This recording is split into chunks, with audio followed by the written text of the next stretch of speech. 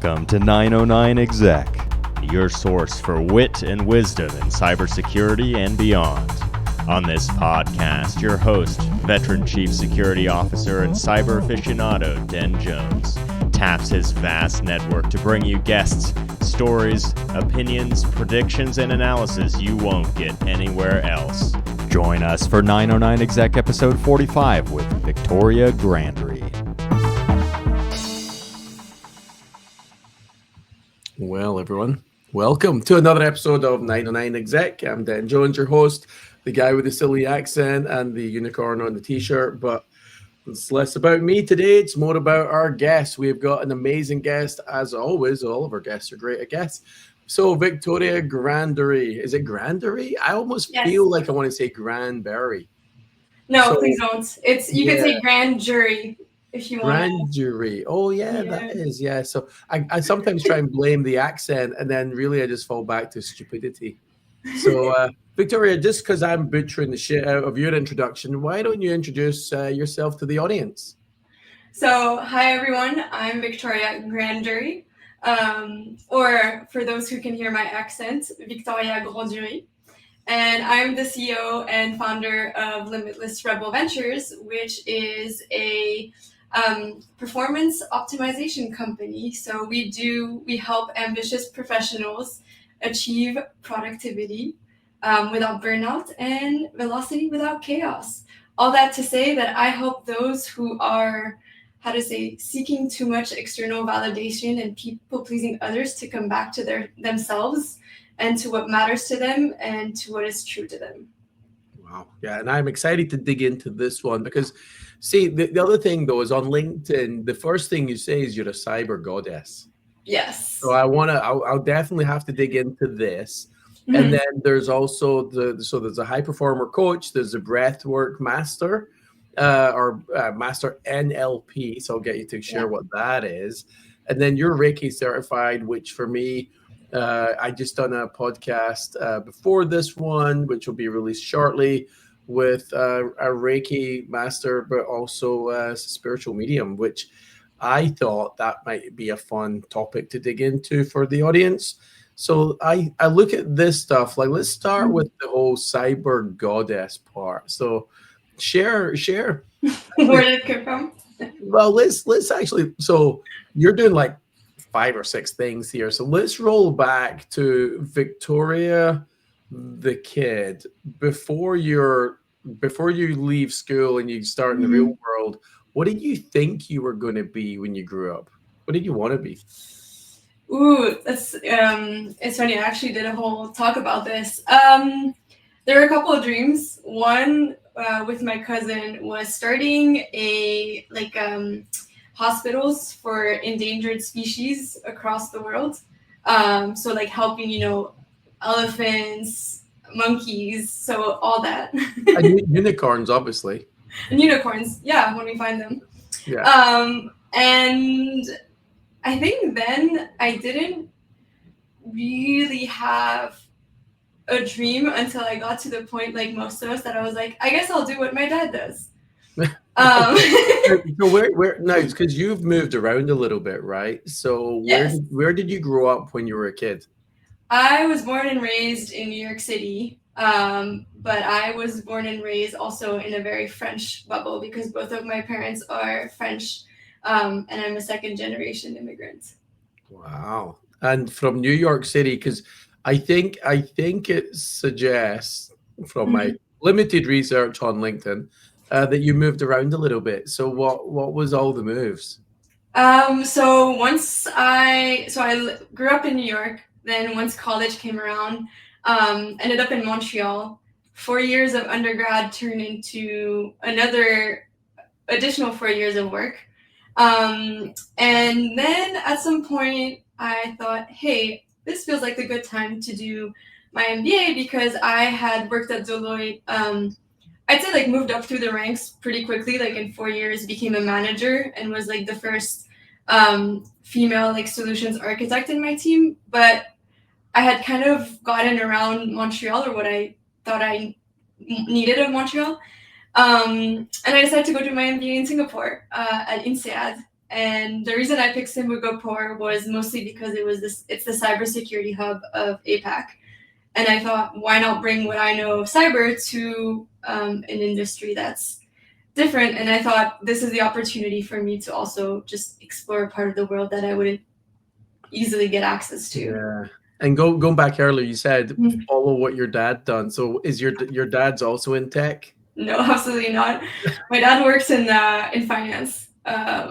So he worked in hedge funds, and this was this talking about my path. In college, I thought I was good. I started studying finance, and I was terrible at it. And my brain could not wrap my head around the classes. And one of the things that changed my path or my story was I had an 8:30 a.m. intro to information systems class. And I have to say, like, 8:30 a.m. class in college, pretty brutal, especially in Montreal in the middle of winter. But this teacher, I don't know, his enthusiasm about tech, the way he talked about it, just got me really, like, pulled into it. And I remember actually, like, reaching out to him and being like, can we have a conversation for me to understand what does a career in tech look like? Because I had no models around me. I had no idea what roles were available to me. I didn't even know what information systems really meant. This was like in 2010. And so I was just like, tell me more, like tell me what he's been doing. And he sold me on the fact that when you work in tech, you can have a very flexible work-life balance. And I was like, that sounds exactly what I need. You can? Oh shit. You can if you design it that way. I guess there's ways to figure it out. But you were at Deloitte though, and I as far as I know about all the big four and stuff, there's not exactly work-life balance going on in those companies because you're really busting ass, right? So yes, definitely. Yeah. I got sold another person who I would say shifted my like life path was a Deloitte consultant who came to my class, an information systems class, and talked about what it was like to work in consulting. And she definitely sold me on two things that at the time were really important to me, was learning quickly, like we're learning a lot fast. She talked about traveling, so being able to work with like clients, either within Canada at the time or internationally. And then she also mentioned like the diversity of the projects. And that to me, just, I didn't know at the time what consulting was either. Like that was not in my models. And I applied to her team, which was the cybersecurity team, or at the time, enterprise risk services. I think I didn't know what my job was until pretty much like 2 days in. I just showed up at work and I'm like, I'm not sure what I'm going to be doing, but let's go. But in one of the things you mentioned was about not having people around you, as from a mentor perspective that would attract you into tech, and how that teacher kind of really inspired you on that one. Do you feel that it's hard for, I'm going to say, young women who are studying or in high school, college, for them to see like that path? I mean, I think today there's like way more information being shared. So I think that's something that's definitely changed. I think something that I maybe didn't, and at the time, like when I was in college, didn't know how much it was valuable, but like how teachers are also sometimes professionals or have connections to the professional world, and how much they can give you insights as to like what life, what they're doing currently, but what life could look like once you graduate. So whether you're doing an undergrad or a master's, like that's something that I didn't really like know about, and I would recommend to anyone who wants to get into cyber, like go talk to your teachers or go talk to the people that they bring in the class, because they're there for a reason. And I think it's also like just following what's of interest to you or like what's true to you. And the reason I definitely resonated with cyber out of all the roles I could have picked in tech was like protecting people, helping, bring good into the world, helping to defend like those that can't defend themselves, whether it's individuals or even like companies. So that's why, like, for me, cybersecurity really tied into my purpose. Yeah, and it's funny then because like you say, back then it wasn't called cyber; it was really called risk management or risk assurance or some other risk advisor. And I guess, I mean, it went from I'm going to protect endangered animals to I'm going to protect some companies and people, which is still a level of protection, right? Correct. Now, so roll forward. So you definitely done a few great jobs in the tech industry and cyber. What inspired you to then start your own business doing coaching?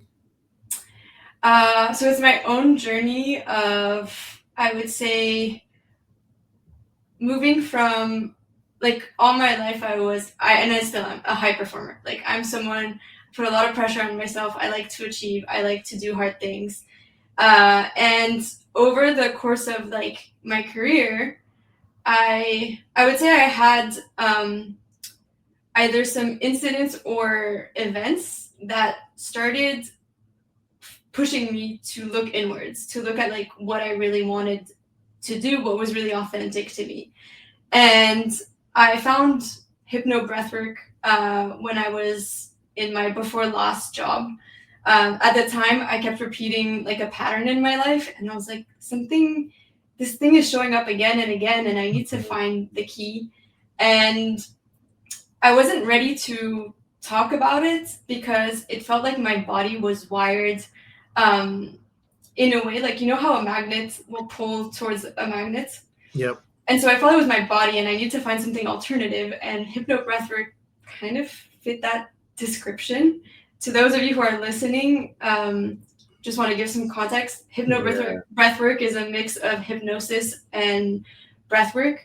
The modality leverages like the trance state of breathwork, but then hypnosis to reprogram any like limiting beliefs, let go of any emotions stored in your body, whether it's stress or past experiences, so that you can then visualize your highest self and step into that next level, the next version of you, and start taking more, I'm going to say, aligned action and intuitive action. Because a lot of times we don't really hear our authentic self because we have the voices of mom, dad, society, our colleagues, anyone around that is telling us what we should do or what we think we should do, but not what, I'm going to say, like, our soul came on this planet to do.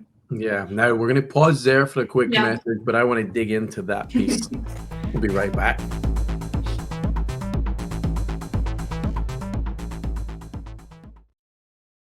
Hey folks, just want to take a minute to say thanks for listening to the show, watching the show, or however you engage with us.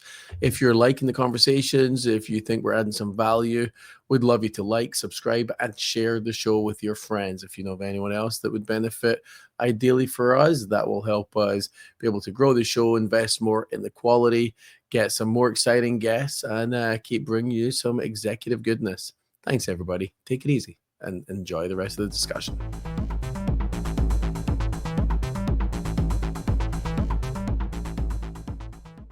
So okay, Victoria. So talking about hypno breath work, for me, I always say to people, like, I've got a certain belief system, and a lot of business leaders, they realize this, right? A lot of business leaders, they learn meditation, they learn yoga, they start looking inward, and they think about what the purpose is. A lot of people you'll hear say the purpose of me being on the planet, right? So, without going too religious and woo-woo on us all, I think the reality is there is more science and evidence now of the ability for us to leverage these techniques, and also think about there's more to the body than science and physics has talked about in the past. Why don't you share a little bit about, so I'm going to jump into here. So the NLP and the Reiki certified, because I think there's a bit of a convergence of all of this, right? Of so why course. don't you share just a little bit on that piece? So for me, like one of my passions is subconscious reprogramming. And it's the idea that and there's studies now that show that 95% of our thoughts are the same from one day to another. And our thoughts drive our feelings, like how we feel in our body, but then also our actions. Let's say I have a thought of, or like my belief is, I'm not good enough. Then I'm going to feel kind of lower frequency, like, oh, I'm not that great. And then I'm going to take smaller actions. With Hypno Breathwork, you are able to go and let go of that feeling of like, oh, I'm not enough, or I'm not smart enough, or I'm not, whatever it is that's like blocking you, let it go, replace it with another story, which is I'm super smart, I'm super valuable as a leader. And then in the session, you get an action step that could be something as small as, well, I need to go for a walk now because you haven't maybe walked at all day and your body's just like, please move, get off your, your office chair. Get off your ass. Actually. Get off your ass, exactly. Or it could be an action step like go reach out to this person that you maybe told yourself they'll say no to me or they won't acknowledge me, because that's where like your life starts to shift. And I have several big examples of how that shifted for me. Actually, one example that I want to talk about, because this relates to women and cybersecurity.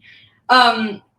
When I was job searching, and back to my profile, when I was job searching to move into product management from customer success, I had at that point like 8 years of experience. And I had some people tell me, Victoria, you're moving into a different org, just take the first job, whatever the salary is, you'll build the experience and then you can ask for more. And I had a moment of like, this is weird. Like I've worked 8 years, I've accomplished so much, I have so much experience, so much to bring to this new workplace that I would join. Why am I going to ask for less? Mm-hmm. So I got clarity around like the salary that I should ask for. And it was a bump from what I was making at the time. I think like a 25% bump. And from another session that I did, I got a clarity of this new job. I want to bring all parts of me to this job. And in the past, like I had kind of segmented, there's work Victoria and then there's, personal life Victoria.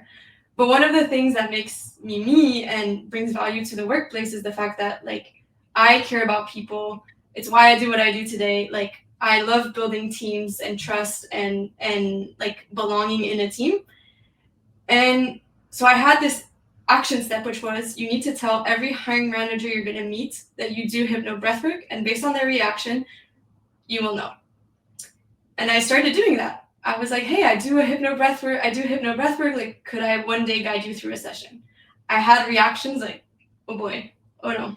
Yeah. Woo-woo. And then I had some of the hiring managers or the potential teammates I was going to work on ask me like follow-up questions. And that's how I ended up picking product management at Sysdig, was because the team was really interested. And afterwards, I ended up doing sessions for them while I was working there. Yeah, that's brilliant. And it's interesting for me because really what you're testing at that point is what's their curiosity. Yeah.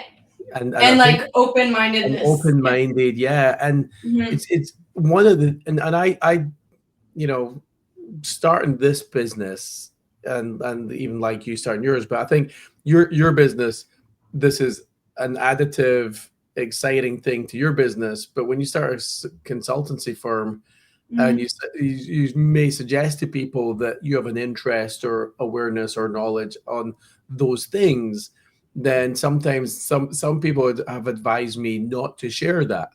Mm-hmm. Right? And it's like even like the name 909 Cyber. Yeah, it's my favorite drum machine, but I'm also into numerology. It's also an angel number. Yeah. And for me, I'm like, it's great. Why would I not share with people that fact? And it's mm-hmm. like, well, you might deter some people away. And it's like, well, fuck them. Maybe I will. I was going to say, maybe you'll just deter the people who you weren't supposed to work for in the first place. Yeah. Now, the cool thing for me, when I think of all this stuff, first of all, you mentioned something earlier, mm-hmm. science-backed. There's a lot of studies. Mm-hmm. And the thing about leadership I found is when you work with a leader who is an optimist, mm-hmm. I think positive positivity attracts positive outcomes.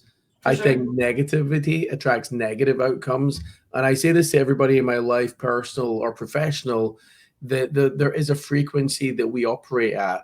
And, unfortunately in the world right now, I think the frequency is getting lower and lower. There's a lot of negativity in the world. Yeah. But I think then there's people like us that are like, wait a minute, it can be higher. Let me participate in raising the frequency level higher. And with those around me, let's not have the negative conversations. Let's have the positive ones. And it's not to say that we're ignoring the issues of the world. It's just to say that I'm not fixating on them. I'm not spending time on those when I think I can spend time to maybe turn the conversation in a more positive way. And I think of leadership like that. I think of good leaders inspire others. Good leaders come up with action plans that I think deliver positive outcomes. And for me, that's where leveraging some services like what you deliver, I think are really helpful to any team that's trying to build a team in a positive way and build a positive culture. Because it's not just about I done some tech training and I hired some diverse people. Like those are two cool steps and all, but you want to do a bit further, right? I want to ask you this question because I love what you're saying about also culture and positivity. I know you've been in the US for a while. Where on the spectrum, I'd say, of like, if we took very positive, like, the hyper optimist, like go lucky, which can be like typically the Americans are seen as a very positive culture, versus like more negative cultures. And I'll own this one, like French people are not very positive. Where do you put yourself on that spectrum? Yeah, I mean, shit. Well, it's funny, right? Cultural reputations, right? Yeah. French and German don't necessarily have good reputations because they're a bit stuck up sometimes. But Scottish people, we've got the reputation for being the grumpiest shits in the world. I think because it rains so much, right? Okay. Can you imagine like Seattle's weather, but like 360 days of the year where you don't know if it's going to rain or not? And I kind of look at Scotland, and it's really funny because there are some of the nicest people, and most Scottish people that I know or even spend time with, they are very, very sarcastically funny. So I love humor, because for me, humor is it's a healing property. So I love humor. And I think Scottish people are very humorous, but very sarcastic with it. Yeah. French people can be that way too. It was interesting because I moved away in 2001. So I was 28 years old and I moved to the US, and pretty much just me, my music gear and my clothes, I think, and then came here. And I would turn up to work in flip-flops and shorts and t-shirt. And I was like some engineer just doing my shit. And I had an ego bigger than it is now, actually. So yes, I always think of it like, I think I was always an optimist, and I always wanted to go work somewhere sunny. Now, what I didn't tell the guy that invited me to move to San Jose, Bob Kendall, what I didn't tell him, he said, where was I going to work after that contract? We're having dinner in the Eiffel Tower, actually, funnily enough. So we're having dinner, European IT conference. We're all having dinner in the Eiffel Tower. And he asked me what I planned to do next. And I was a contractor at the time. And I just said work somewhere sunny. I didn't have the balls to tell him that I was actually planning to go to Ibiza and DJ. And I already had some stuff lined up via some of my friends over there.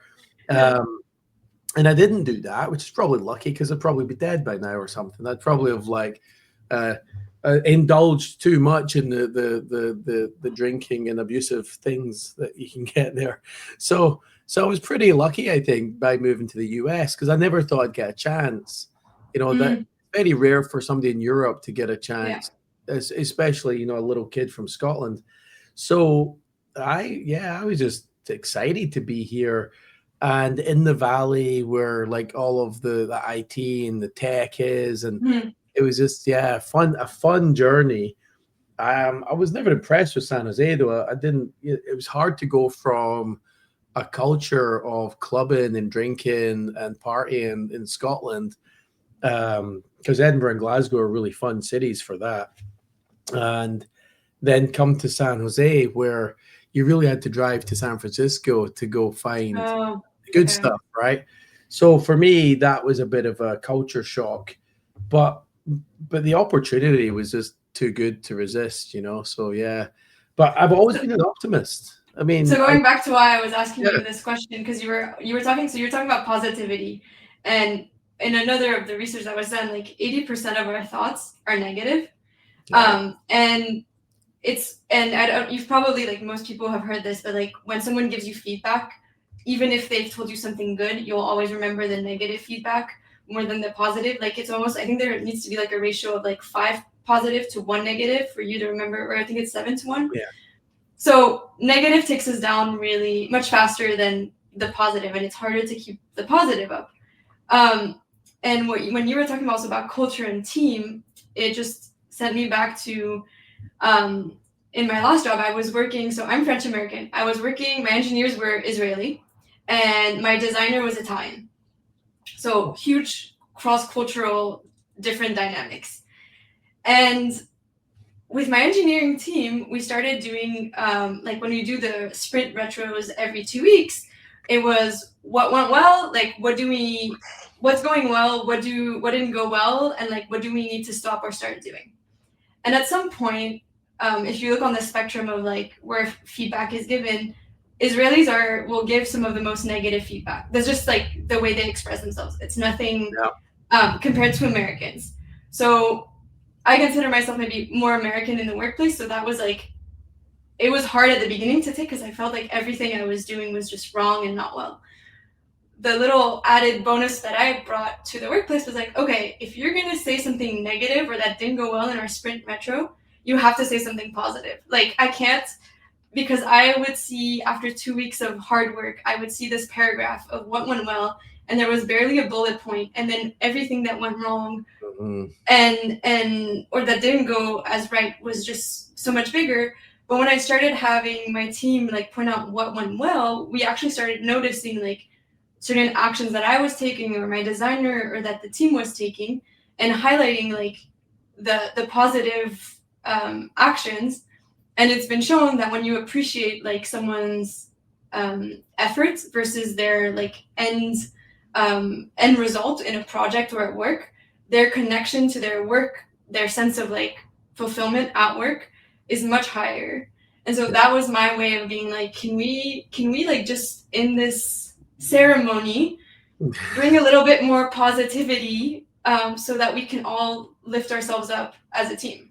Yeah, and it's so my team at Adobe, my peers, we used to always say, and we ran critical services. So if our services were down, you weren't logging in, you weren't able to do any work, you weren't able to build product. And I remember the conversation going along the lines of, we done 99 things right and 1 thing wrong.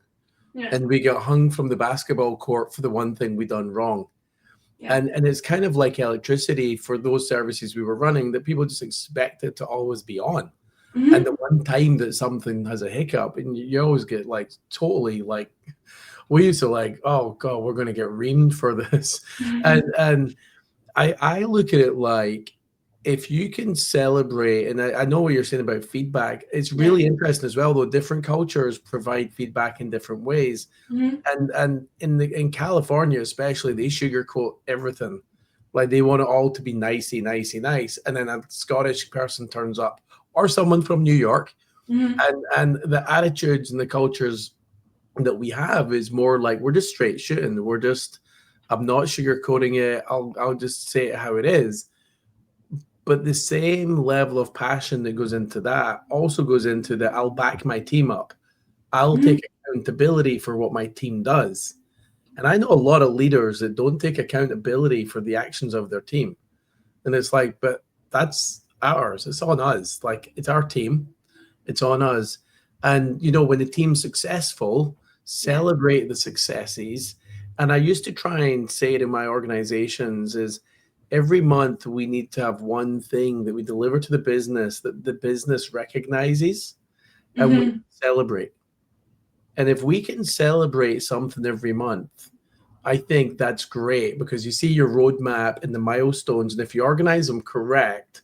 And I had 9 teams at Adobe and Cisco, and when they were delivering stuff, you're guaranteed every month one of your teams was delivering something that the organization could celebrate.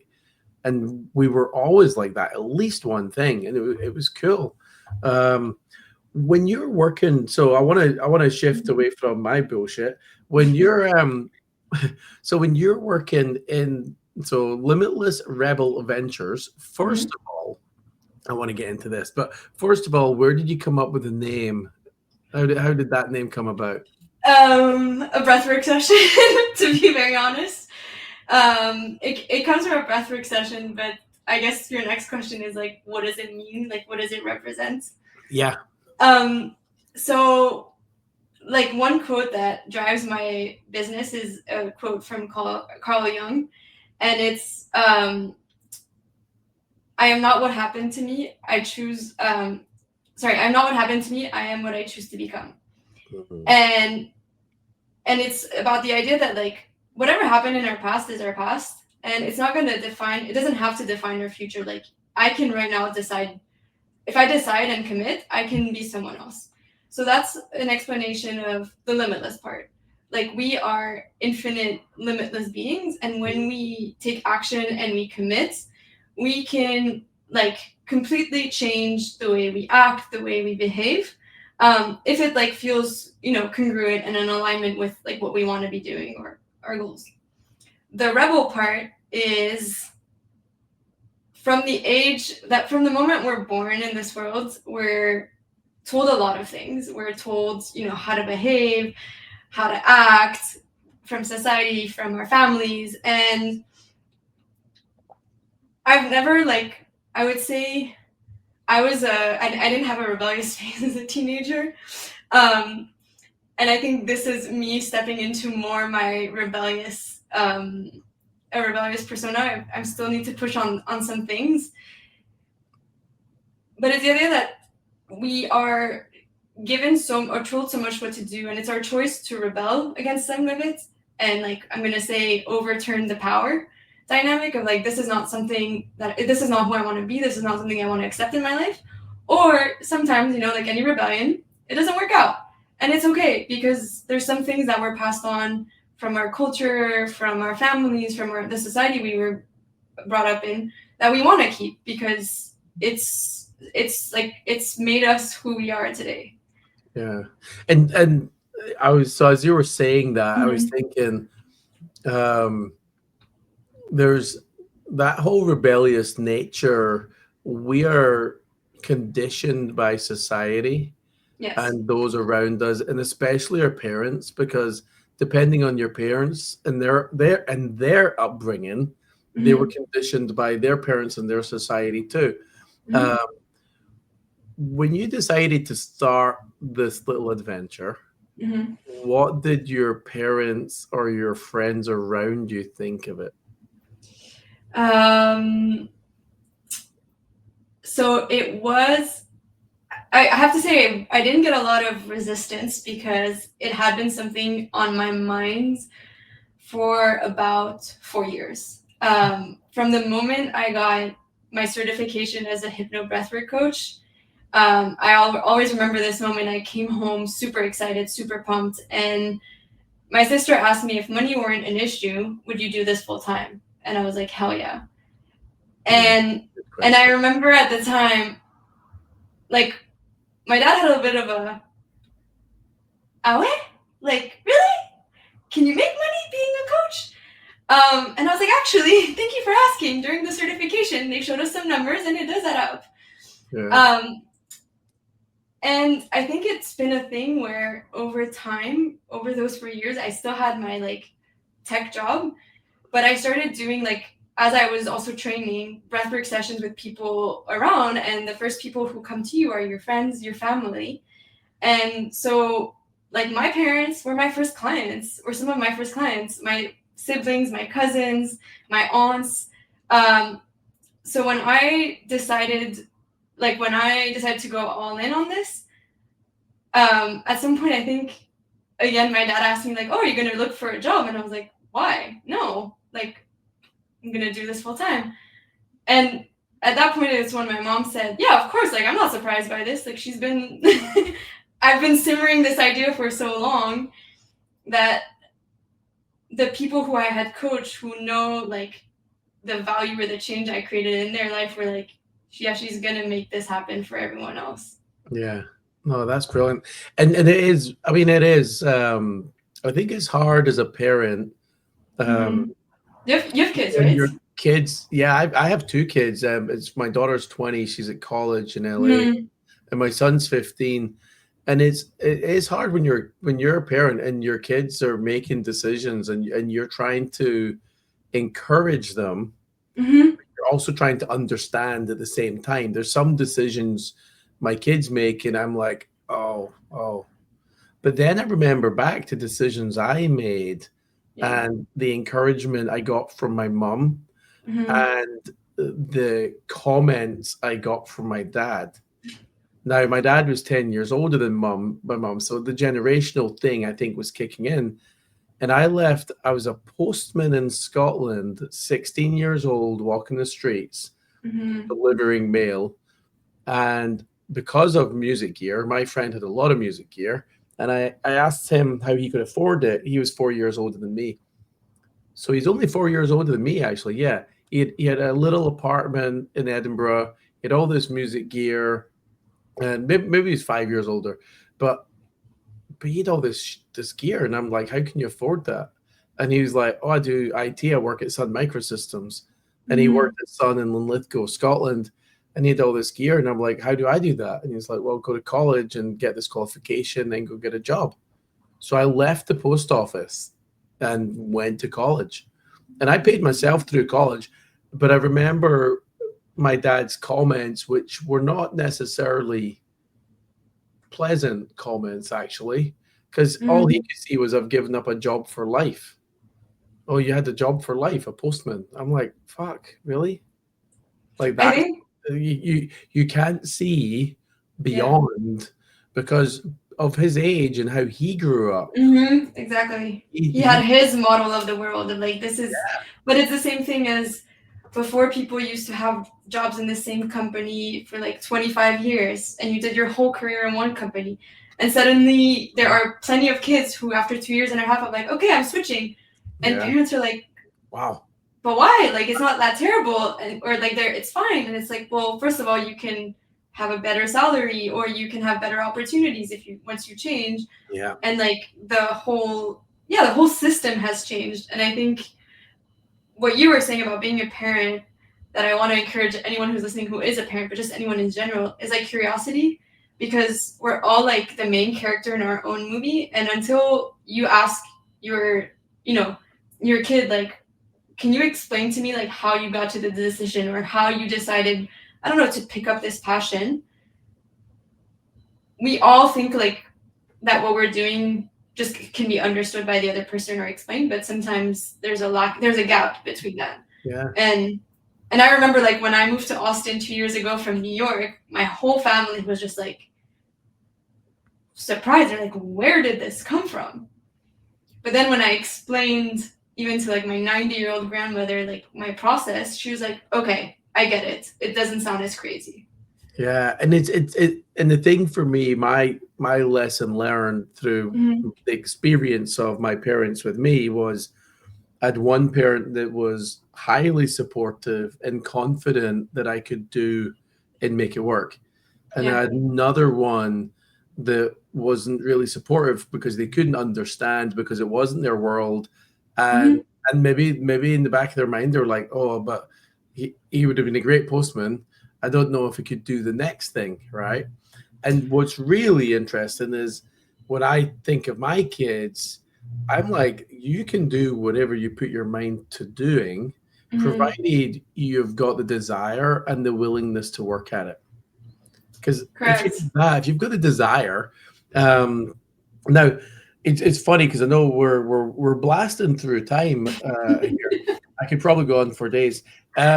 One of the things I failed to mention at the very, very, very, very, very start was part of that research of the mindfulness and things like your inner soul and all these things, I got into Dr. Joe Dispenza's books earlier on last year, and a lot of that stuff excited me. The hypno breath work that you're doing, the Reiki stuff, like all of these things for me. The thing that's exciting is not just that somebody like you will come on and be willing and share the journey and stuff, but there's actually so much research now. And even as quantum physics starts to move forward, people are uncovering more and more about the human body, the mind, the soul. And they're actually, like, even with like brain scans, like the difference of a brain scan when you meditate versus when you don't, or when you do like mindfulness and breathwork techniques. Like it's all, I think it's all becoming more common knowledge. I mean, what's your take on the evolution of where society is just recognizing this? I think so. I definitely agree with you that there's more common knowledge, and the more you're interested in it, the more you like go down the rabbit hole of the different practitioners. What I do see, and this is maybe systemic and goes back to tech and even cybersecurity, is, and I see like small businesses kind of coming out and doing things differently, but in general, I see like the cybersecurity companies that I worked for, the way we do business is in this survival mode. And particularly in cybersecurity, it's like we need to get ahead of our competitors. We need to get ahead of our attackers. We got to move. Like there's this urge to move fast all the time, which leads to a lot of people like being burnt out or close to burning out. Mm-hmm. And because it's a system and the whole system is working, it's only when, particularly when leaders start to do things differently, and that starts to permeate across the entire system. And maybe you can be the leader of a team or the leader of the company. But in the last like year and a half, I've connected with CEOs of like startups, whether in cyber or not, who, because they are into this kind of practice, they like meditate when they're stressed. Mm-hmm. They bring breathwork to their workplace, to their employees, because they're setting the baseline for their team of like, for this to work, I'm taking care of myself, but you also need to take care of myself, and I will provide you the tools. Then the whole system starts to change. But what I'm seeing with like my clients is that they are still heavily, tied into a system that is driven to move really fast, to have people like make a lot of quick decisions under a lot of pressure, maybe sometimes be like not have enough resources or time to do the thing right, or to even, I would say, like there's a societal, and this is like there's a bit of a clash. There's the society's accelerating with like AI and everything. It's like we got to move because if not, you will be left behind. And then you have other people who are like, wait, let's slow down. Like let's reconnect back to the present moment. Let's reconnect back to like now. And I think what's really hard is to get out of the rush and the and this need to like get stuff done to achieve, and to understand that in the power of slowing down. Like you were the other day on a walk in the middle of the day. I do that a lot too. Like the power of slowing down gives you so much more clarity. Amazing. And that's where you can jump further, faster. Yeah. And what's amazing about that, and I totally agree, is in our industry, we're always in fight or flight mode. Mm-hmm. Like it just feels like that's how the industry is. And even before, I'd say cyber, in IT as well, they do more with less and all these things. And I remember 15 years ago-ish having a conversation with a peer of mine about work-life balance. And, you know, I'll throw the term to the side, but the reality is if my team are expected to be working 16 hours a day every single day, and then be on call at night and also get called out over the weekend, this isn't sustainable. And the other thing is, or if they're working a 50 or 60 hour week, you get 10 people and they're working 25 to 50% more, really the expectation of the company is this extra level, and you can't sustain that over a duration. And for me, the whole thing I've learned is I can deal with stress. I can deal with stressful situations. I've been in situations where the company's under attack by nation states. I mean, blessed or maybe not, by working in some of the top companies in the world that bad actors want to steal their shit. So when you're in that scenario and you deliver services to governments and top companies in the world too, they want to get into you. So, from a supply chain attack perspective, so you're always under attack. And I just found that the way I handle stress is actually really important. And it's about, well, how do I disconnect in a way, take 10 minutes to meditate, take half an hour to go do a walk, work with my team so that I can be calm under that extreme pressure. Because I think the biggest important thing, especially for a CISO, is when you're under that level of pressure, you can't be the one running around with your hair on fire. You need to be the one that shows a level of calmness and perspective when the shit is falling around you for everybody else. Because otherwise, you can't control the situation and you can't respond in a way that's going to be helpful. So for me, as a leader, like, you set the emotional baseline. Like, your emotional state will create the baseline for the rest of your team. And it's like being a parent. Like, you have to show to your kids. You can't. It's not about, like, sometimes you can. It's not like say as a do, but like do as I say, but not as I do. Exactly. Yeah. Like, that doesn't work if you're expecting your team to be calm, cool, and collected. You're the first person, like, that needs to show that to your team. Like, what does it mean to be clear, focused, and calm? And, like, what are the practices that they should have? And then, Now, what is interesting, right? If any of the people that have worked with me for the last 30 years are listening to the show, they'll be like, wait a minute, I worked with that clown in 2005. He was not calm. he was the least calm in the room. And I do think there's a level of maturity over time. It's really the experiences of my personal life and professional life that have added to my toolkit that then got me here, right? And I do, by the way, I do think everything happens for a reason.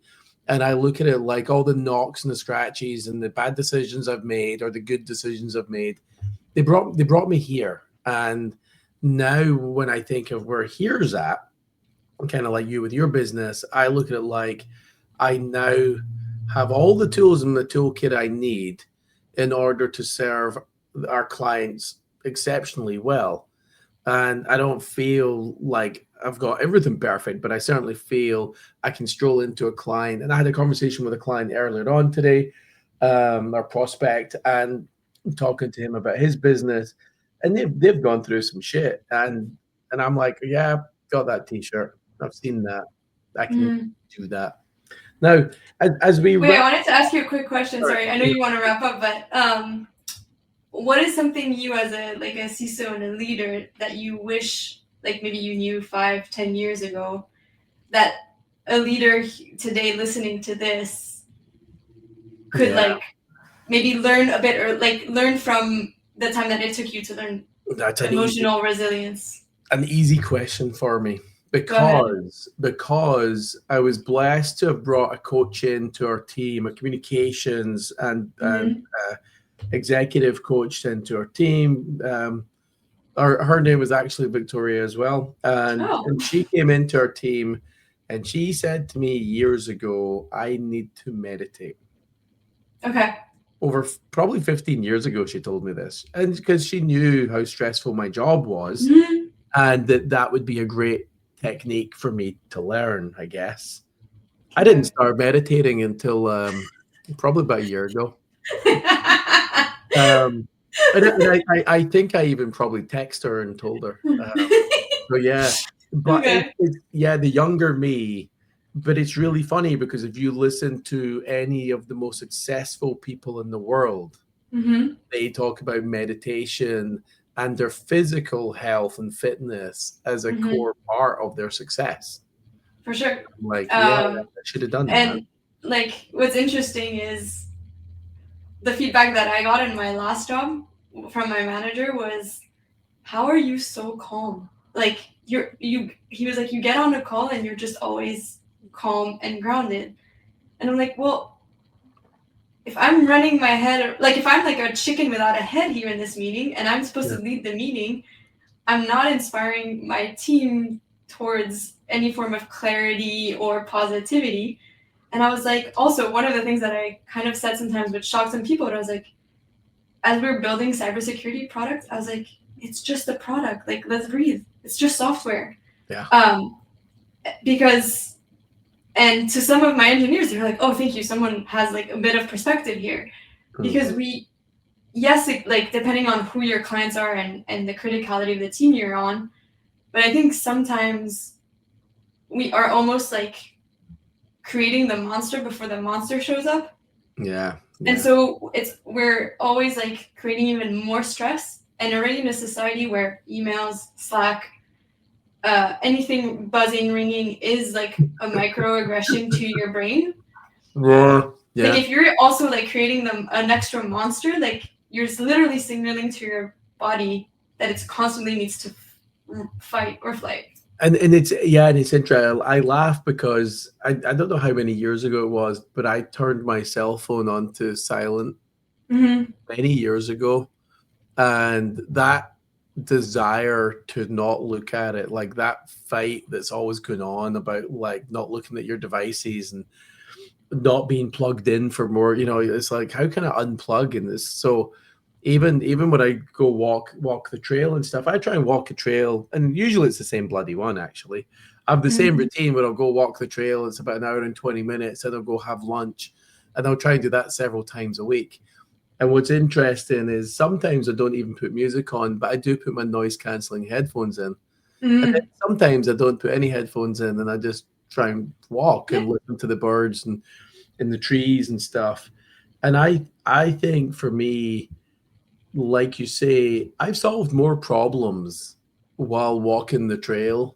And a lot of people say this about running and stuff as well, and or other physical activity, because you're just, you're with your own thoughts. And I think sometimes that conscience, the inner you, starts to answer some of the burning questions. I got a burning question. So when clients bring you in, what does a typical engagement look like? So typically right now I work one-on-one with clients that are mostly, I would say, people who are burnt out or in some way I'm going to say, achieved everything they wanted. Like everything looks good on paper, but inside they feel a bit like empty and not in alignment. And so depending on, I would say, what is the most, the thing that's creating the most friction in their life, as in maybe they're trying to do too many things all at once, and they need to find time for themselves.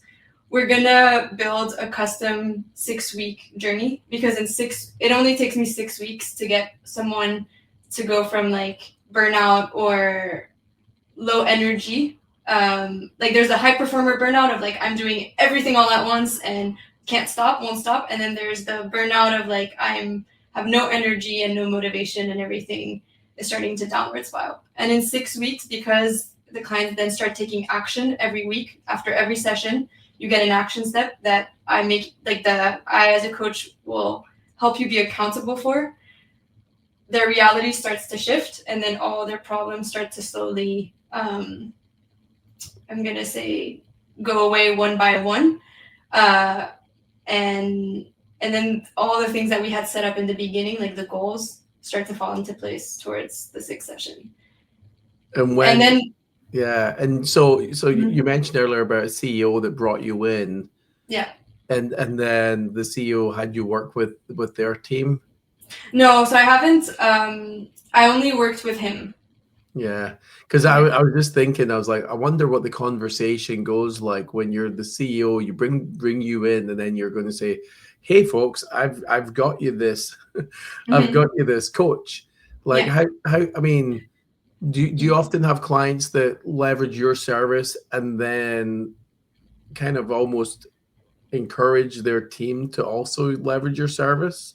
Yeah, that's the best way to go, because as we were talking earlier in the podcast, like the leader creates the emotional baseline for the team. And so if the leader is not even embodying what he's about to ask his team to do, why is the team going to be bought into it? Or why are they going to prioritize this? And also, if I'm helping his team, and that's why I won't do it, it's like if I'm helping his team do better, but the leader hasn't changed their own behavior, then they're counteracting the effects that I'm the positive effects I'm trying to have. So I always start with the leader. Leaders come first, because they're also usually the ones that have the most responsibility. And then afterwards, work with the team.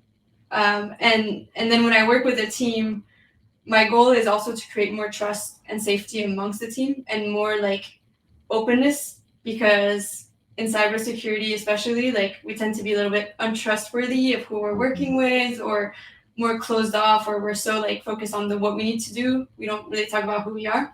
So it's like, how can we get teams to reconnect as human beings before anything else, so that when,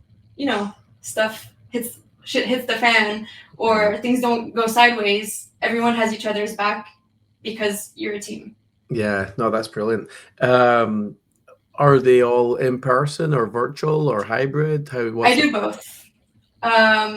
So I do both. I love in-person work just because I get to, feel more people's energy, and they get to like feel my presence, and it's more dynamic. Mm-hmm. But I've also done like Hypno Breathwork sessions with 30 people online. And each person gets their own like experience, because the topic that I'll pick will resonate very differently with each individual. Yeah, that's brilliant. Excellent. Well, I know, it's funny, when we were talking about how long shall we have a chit chat for, and I said, 30 minutes or so. Well, there we go. We hit the hour mark almost.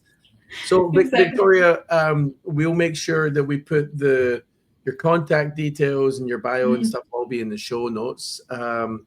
I've loved this conversation. This one for me is fun. We'd love to have you come back on at some time in the future. So we'd love that. And hey, thank you very much. So Victoria Grandury. Yes. See, it only took me 56 minutes in my head the whole time. Like, is that what you've been doing the whole time? The whole time. I did. Yeah, I did. I mean, I didn't even ask a question. I was just going through in my head the whole time. So no, excellent. Hey, Victoria, it's been great having you on the show. Thank you very much. I'm loving the work you're doing. We want to stay in touch and have you back on. It'd be great. And yeah, if you're ever in the Bay Area, or if I'm ever in Austin, then we should catch up in person. For sure.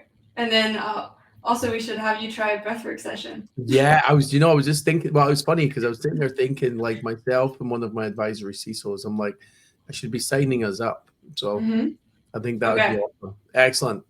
You can hold me to that one. Okay, I will. We'll speak soon. Thanks, Victoria. Take it easy. Bye. Thank you. Thanks for listening to 909 Exec. Subscribe wherever you get your podcasts, and don't miss an episode of your source for wit and wisdom in cybersecurity and beyond.